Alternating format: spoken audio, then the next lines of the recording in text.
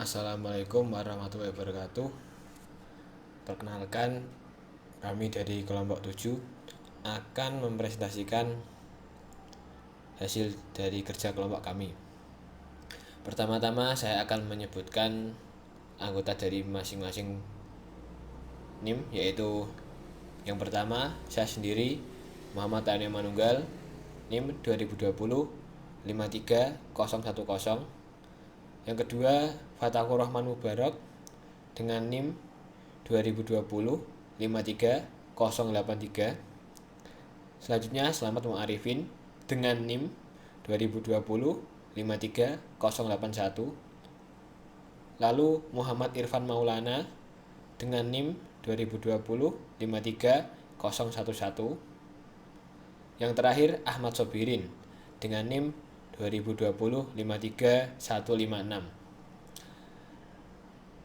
Di sini untuk Selamat Mu'arifin sayangnya tidak dapat ikut presentasi karena sedang mengalami musibah kecelakaan.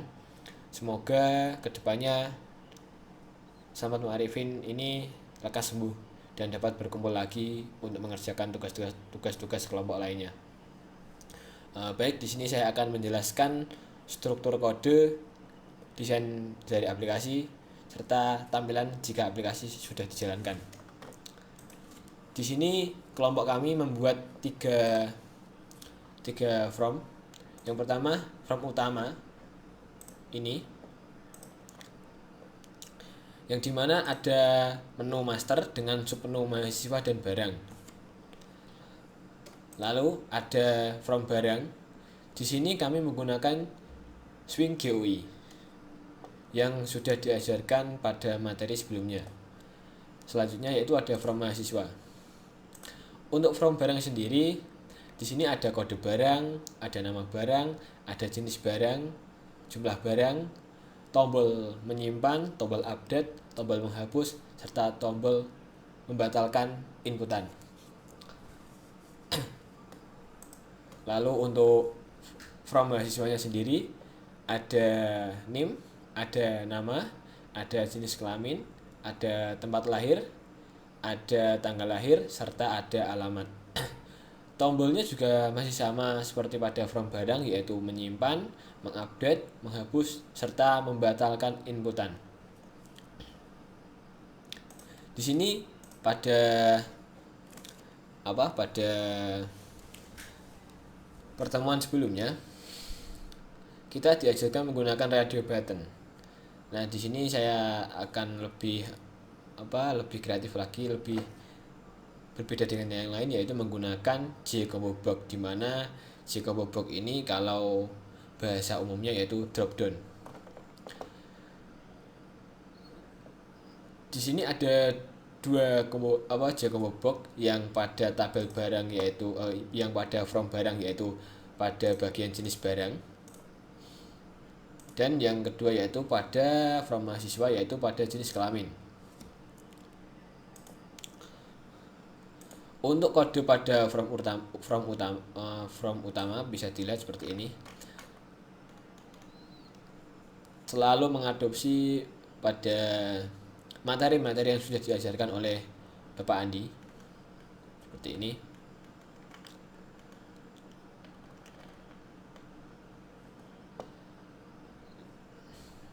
Di sini dapat saya jelaskan, yaitu jika nanti from utama ini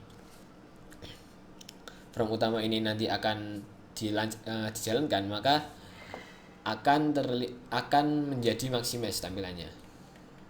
Lalu ini adalah action jika menu karyawan, yang pada menu master ini diklik. Menu mahasiswa jika diklik maka akan muncul from mahasiswa. Jika menu barang diklik maka akan muncul from barang. Nah, di sini seperti biasa kita mengimport semua modul yang dibutuhkan.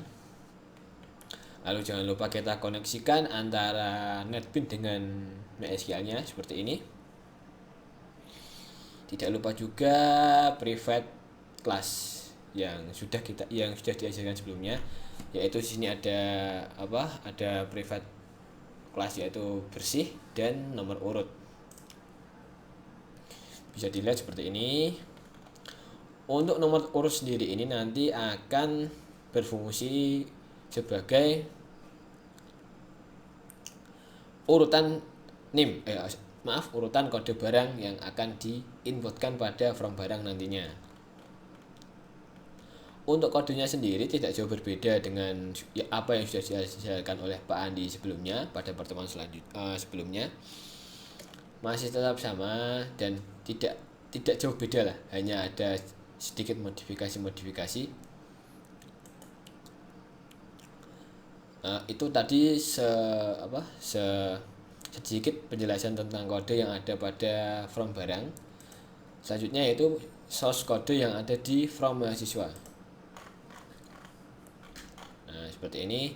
Ini seharusnya itu tidak perlu ya yang modul ini, tapi ya kebiasaan mengkopas. Tetap sama, yaitu jangan lupa kita koneksikan MySQL-nya dengan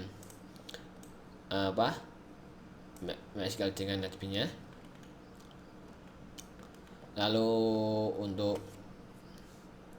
private class-nya sendiri masih sama ya, menggunakan bersih. Nah, ini source code-nya.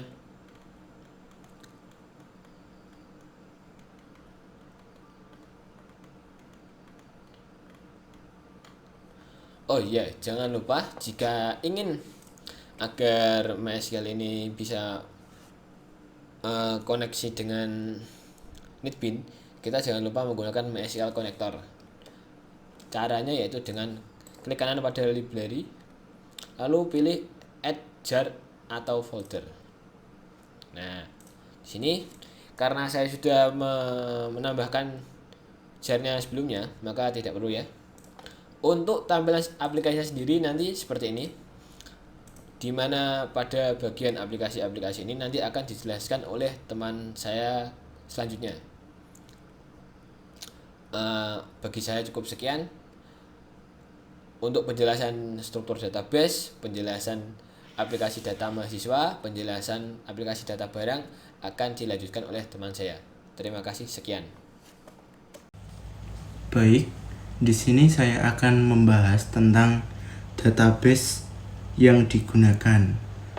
Nah, di sini kelompok kami menggunakan database kelompok 7 atau DB underscore kelompok 7. Kemudian pada tabel di sini menggunakan dua tabel. Yang pertama ada tabel barang dan yang kedua ada tabel mahasiswa.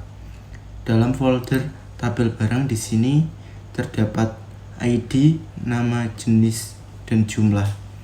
Pada ID di sini tipe datanya yang dipakai adalah varchar, kemudian kolomnya 9. Oke, posisi 1, desimal digitnya 0. Oke, kemudian yang nama di sini yang nama tipe datanya juga varchar, tipe database datanya juga varchar, kolom size-nya 30. Oke, selanjutnya pada tabel jenis, pada kolom jenis di sini tipe datanya adalah jar. Tipe database-nya di sini E6. Kemudian kolom size-nya adalah 11. Di sini pada kolom jumlah, tipe data yang dipakai di sini adalah varchar. Tipe database-nya juga varchar. Kemudian kolom size-nya 10. Oke, selanjutnya kita berpindah pada tabel mahasiswa. Oke, di sini ada ID, nama, jenis kelamin, tempat, tanggal lahir, dan alamat. Yang pertama kita buka adalah ID. Di sini pada ID tipe datanya menggunakan integer. Tipe data database juga integer. Kolom size-nya adalah 10. Oke, selanjutnya pada kolom nama di sini tipe data yang digunakan yaitu varchar. Kemudian tipe data database juga varchar. Kolom size-nya di sini ada 30.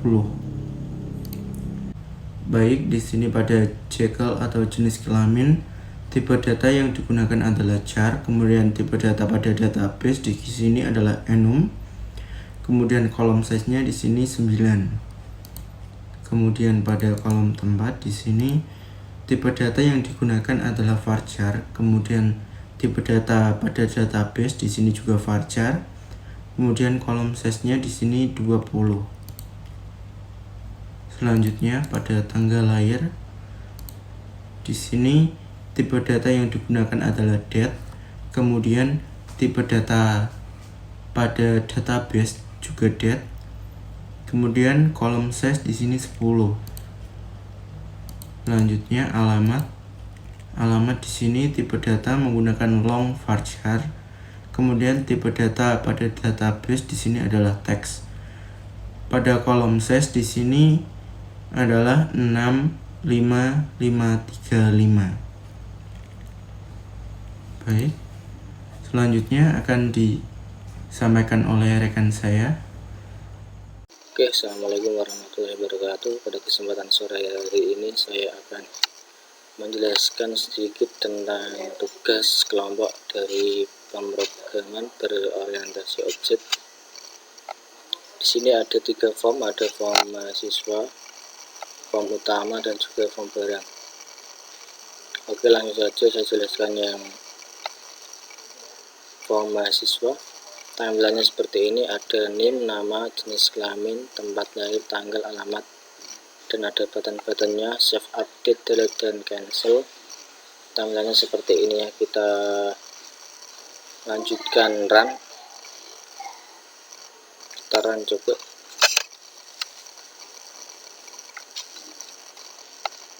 Nah, ini tampilan pertama awalnya, langsung ke tab master, langsung barang.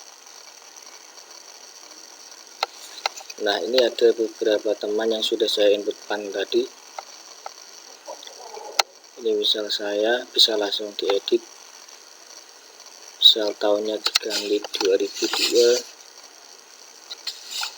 tanggalnya tanggal 3, ini Kudus, alamat Kandang Mas Dawe. Inputannya seperti ini, langsung kita update.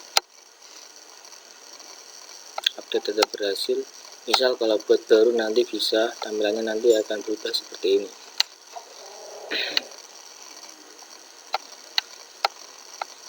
Nah, oke, begitu penjelasan dari saya. Kalau ada kurang atau kata-kata yang tidak berkenan, saya minta maaf. Assalamualaikum warahmatullahi wabarakatuh. Kali ini saya mendapat bagian untuk menjelaskan pada form barang. Nah, saya buka. Pada form barang ini nanti yang saya jelaskan akan ada 2 hal, yaitu yang pertama dari struktur formnya, dan yang kedua ada source code-nya juga. Ini source code-nya. Nah, pertama sebelum membuat source code, pastinya kita akan membuat formnya terlebih dahulu. Jadi saya akan menjelaskan tentang desain formnya dulu. Nah, pada desain form ini seperti yang bisa dilihat, desainnya sangat simpel. Pada mode keterangan di sini, ini menggunakan panel kotak. Ini teks biasa. Nah, ini teks yang paling atas. Ini untuk kodenya punya variabel txt untuk ID barang, txt ID barang. Nah, di bagian propertiesnya sini, editable-nya checklistnya dihilangkan soalnya biar tidak bisa diisi data. Untuk nama barang, checklistnya di enable. Kemudian untuk penamaannya ada txt nama. Pada kolom buku ini yang berisi sembako, ini variabel name-nya tbodb. Nah, untuk di propertiesnya seperti ini. Ini ada untuk modelnya nanti ada 2 isi, yaitu sembako dan juga non sembako. Ini untuk isi dari combo boxnya. Oke, untuk jumlah barangnya di tabelnya on checklist, untuk kodenya txt jumlah untuk menyatakan jumlah barang. Nah, pada form ini juga ada tombol save, update, delete, dan juga cancel. Save ini untuk menyimpan, di sini variable name-nya cmd save, untuk update-nya cmd update. Nah, untuk delete-nya di sini ada cmd delete dan cancel-nya cmd cancel. Ada 4 button. Ini buatnya pakai button ini. Nah, selanjutnya ke bagian kanan di sini ada form yang juga field, maksudnya untuk mencari barang. Nah, ini namanya txt cari. Oke, ini nanti untuk mengeluarkan nama barangnya. Jadi, ini kan misalnya untuk menginput tinggal nama barangnya apa, jumlahnya berapa, nanti akan keluar sesuai ini. Ada dapat kode barang nanti di titel 1, nama barangnya di titel 2, jenis barangnya di titel 3, dan juga jumlah barangnya di titel 4. Oke, sekarang lanjut ke bagian kode geser paling atas. Nah, form barang ini namanya form barang ya, form barang. Yang pertama, pada form ini akan dikoneksikan juga dengan database yang telah dibuat. Mungkin untuk database-nya tadi sudah dijelaskan oleh teman saya menggunakan DB kelompok 7 dan juga strukturnya. Ke bawah, nah di sini untuk bagian paling atas private void bersih. Jika tampilan pertamanya dibuka nanti akan menjalankan program ini, tapi ini belum bisa dijalankan soalnya perintahnya tidak ini. Ini hanya perintah di dalam perintah untuk pemanggilan nantinya. Nah, ini di sini ada mulai nomor urutnya juga nanti akan kosong. Mulai nama juga akan reset, DP ini tadi pilihan tadi sembako atau non sembako dan jumlahnya. Nah, ini programnya ini menggunakan try dan catch. Nah, string SQL ini memilih select from dari barang order by ini siapa ID-nya. Nah, di final stringnya ini di header-nya nanti muncul di kode barang, nama barang, jenis barang, dan juga jumlah barang itu akan mengambil dari well ini, well as next pakai data. Jumlah data yang dimasukkan tadi kan 4. Nah, ini untuk bagian nomor urut. Jadi ini sebenarnya nomor urut ini dipanggil dari sini.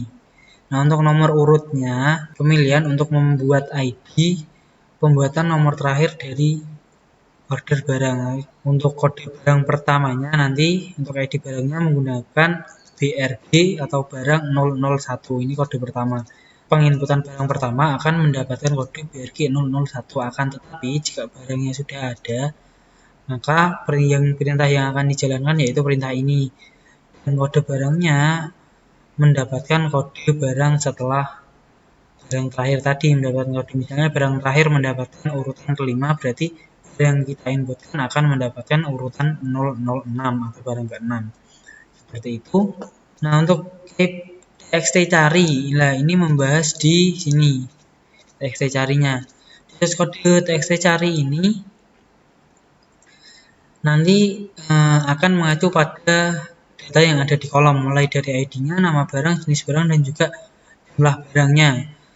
Nah, untuk kode programnya ini akan membaca select from barang where ID like. Nah, ini menggunakan pemanggilan persamaan.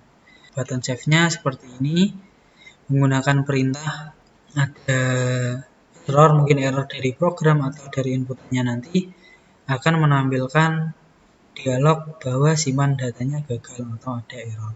Nah, di sini ada bersih. Bersih ini kenapa ditaruh di bawah? Karena ini setiap nanti selesai melakukan penyimpanan barang ini, nah data di tabel di bagian sini, di bagian form ini nanti akan default menjadi kosong lagi dengan pemanggilan yang atas tadi ini, pemanggilan perintah bersih untuk restart atau mereset data di form pengisian. Oke, saya lanjutkan. Selanjutnya ada perintah delete. Nah, di sini perintah delete-nya ingin mendelete. Nah, nanti akan keluar pertanyaan konfirmasi. Nah, juga nanti akan ada konfirmasinya. Jika klik yes berarti datanya akan hilang. Jika no, datanya tidak akan hilang atau cancel. Di sini di button update itu ada untuk set barangnya. Nanti kan pilih dari sini dulu. Dari sini nanti dipilih barang yang mau diupdate, mungkin update stok atau mungkin ganti nama atau mungkin update. Biasanya kalau kasir atau toko itu kan yang paling sering diupdate itu kan stoknya. Paling ini nanti jumlah barangnya. Dan untuk pengisian ini nanti akan mengacu pada where ID-nya, yaitu di txt barang, txt ID barang, ID barang tersebut berapa, nanti nah ID itu yang akan menjadi acuan pengeditan.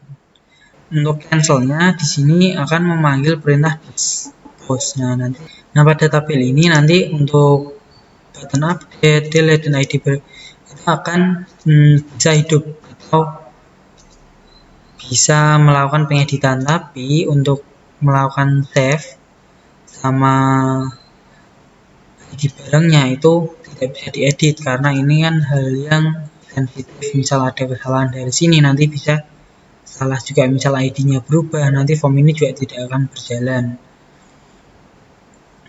Oke, ini untuk form internal frame opened atau pertama kali dibukanya nanti akan gimana. Nah, ini di sini perintah jika dibuka awal nanti seperti biasa ini akan dikoneksikan dengan database-nya seperti yang dipanggil di atas tadi. Untuk koneksinya juga seperti ke database-nya, ini untuk koneksinya user sama password-nya nanti sesuai.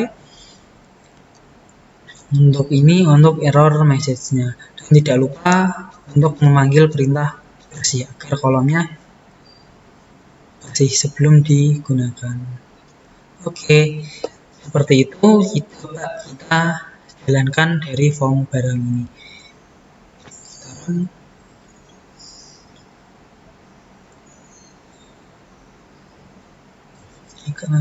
Nah, ini adalah tampilan dari form utamanya. Kalau kita pengen masuk ke form barang, kita ke master lalu barang.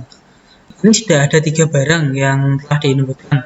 Ada dengan kode BRG001, BRG002 dan juga BRG003. Ini ada mulai oli, beras, pensil. Nah, di sini ini ada non sembako, ada sembako. Misal kita cancel dulu ya. Kita masuk barang, kita isi barang dulu. Misalnya gula pasir. Nah, di sini ada gula pasir. Nah, di sini nanti jumlah barangnya misal ada 50. Nah, kita save. Cuman data berhasil dan datanya akan bertambah di sini dengan kode barang setelah ini seperti di source code-nya tadi. Jadi kode barang ini akan otomatis, misal kita menginputkan barang lagi, barang itu akan mendapat kode barang ini.